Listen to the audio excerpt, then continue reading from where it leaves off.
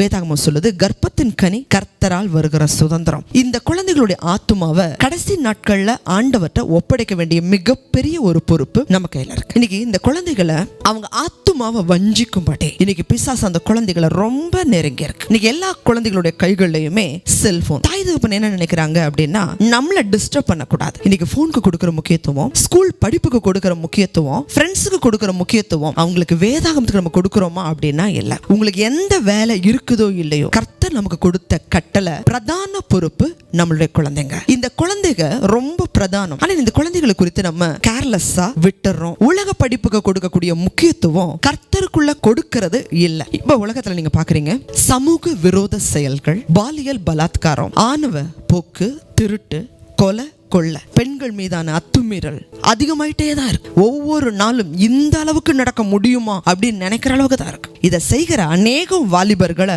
கொஞ்சம் உங்க இருதயத்தை வச்சு பாருங்க. அவங்க தாய் தகப்பன் அவங்கள சரியா வளர்த்திருந்தா இவ்வளவு பெரிய சமூக விரோத செயல்கள் நடந்திருக்குமா? இன்னைக்கு நம்ம கவர்மெண்ட்டை குற்றம் சொல்றோம். இன்னைக்கு நமக்கு கொடுத்த 2 பிள்ளைங்களா அல்லது ஒரு பிள்ளைய நம்ம சரியா வளர்க்க முடியலன்னா எப்படி? இந்த நாட்டுக்கு செய்யற துரோகம், அது கர்த்தருக்கு செய்யற துரோகம். அது மட்டும் இல்ல, நம்ம பிள்ளைகளுக்கு செய்கிற துரோகம். தேவஜனமே, நீங்க முதல்ல ஒரு தீர்மானம் பண்ணுங்க. தேவன் எனக்கு கொடுத்த பிள்ளைகளை நான் சரியா வளர்ப்பேன். இந்த குழந்தைகளை நீங்க நீதிமான்களா, தேவனுக்கு பயப்படுறவங்களா உருவாக்கணுங்கிறதா தேவனோட சித்தம். இன்னைக்கு உலகத்துல பறவைகளுக்குள்ள தேவன் இந்த இருதயத்தை வைத்திருக்கிறார். கழுகு நீங்க பாத்தீங்கன்னா தன் தாயவே அதை நம்பி இருந்துடக்கூடாது அப்படிங்கிறதுக்காக குஞ்சு பறவைங்களுக்கு உன்னதத்துல உயரத்துல பறக்க வைக்க பல பிரயாசம் எடுக்குது. ஆனா இன்னைக்கு மனிதர்களாகிய நாம நம்மளுடைய பிள்ளைகளுக்காக என்ன பிரயாசம் எடுக்கிறோம்?